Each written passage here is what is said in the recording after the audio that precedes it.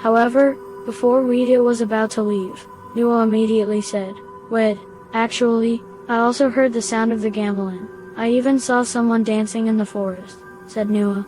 Spontaneously, Rita was immediately shocked. Rita, who heard that from Nua, seemed unable to believe it.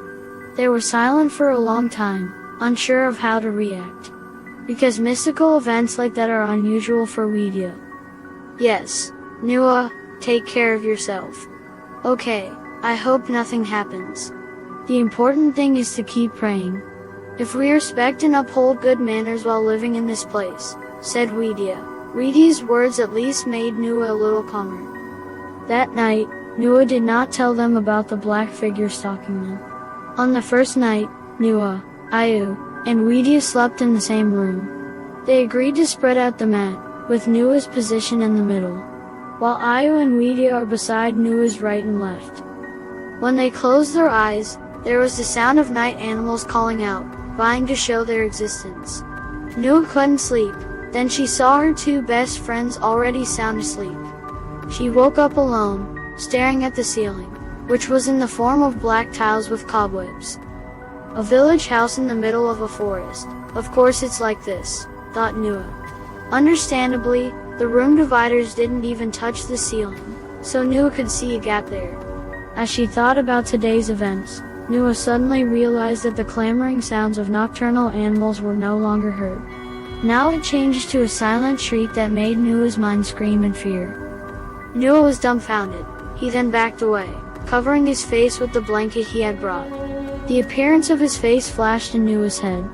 Just remembering it really made the heart beat fast in his chest. He still remembers the buffalo horns attached to his head, and the radiance of his anger seemed to make Nua even more cornered in fear. Spontaneously, Nua began to read the prayers.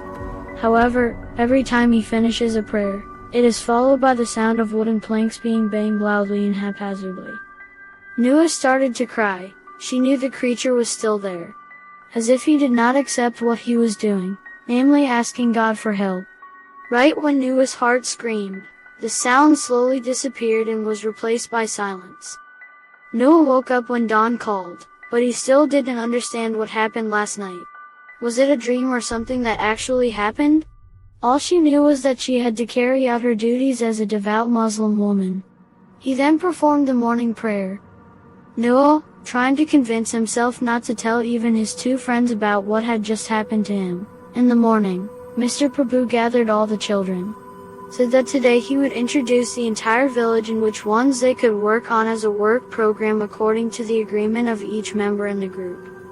Mr. Prabhu explained while walking, and while walking through the village, the children followed him. They felt that there was nothing interesting about Mr. Prabhu's explanation about the village. Even Mr. Prabhu seemed to hide the history of the village. This made Nua even more suspicious. Apart from general matters, only Wahyu, who always joked with Pak Prabhu's words, made them burst out laughing. Everything felt natural, just like the KKN that Nua had imagined. Until finally, they stopped at a place that made Nua uncomfortable. That is a cemetery, and on either side of it are many large banyan trees. In addition, the scene at the cemetery also seemed very strange. Each tombstone was covered with a black cloth, making Nua and everyone else curious. What was the reason? Because that's not something that usually happens in cemeteries. Nua felt the wind as it surrounded her. She knew something was wrong with this place. It was as if this place had denied its existence. There was one thing that made Nua even more suspicious of Mr. Prabhu. He suddenly remembered Wahyu's words. Then he even made threatening remarks as if Mr. Prabhu was guarding something sacred in that place. Mr. Prabhu forbade them to pass through a gate in the middle of the forest. If they break it, then something will happen to them. Then what is Mr. Prabhu actually hiding? Fortunately, Bhima immediately intervened in the incident, causing Mr. Prabhu to return to the previous Mr. Prabhu. However, Nua seemed to know that she could no longer take part in this village tour. Then he said goodbye and returned to the inn, and Mr. Prabhu allowed him. Bhima offers to accompany Nua. While all the children continued their journey with Mr. Prabhu, Noah and Bima walked back to the area of the house where they were staying. "What's up, Noah?" Bima asked of all the children. No one really knows Noah better than Bima, his theme at school. Noah only answered soberly. Maybe his health had declined, but Bima knew that Noah was lying.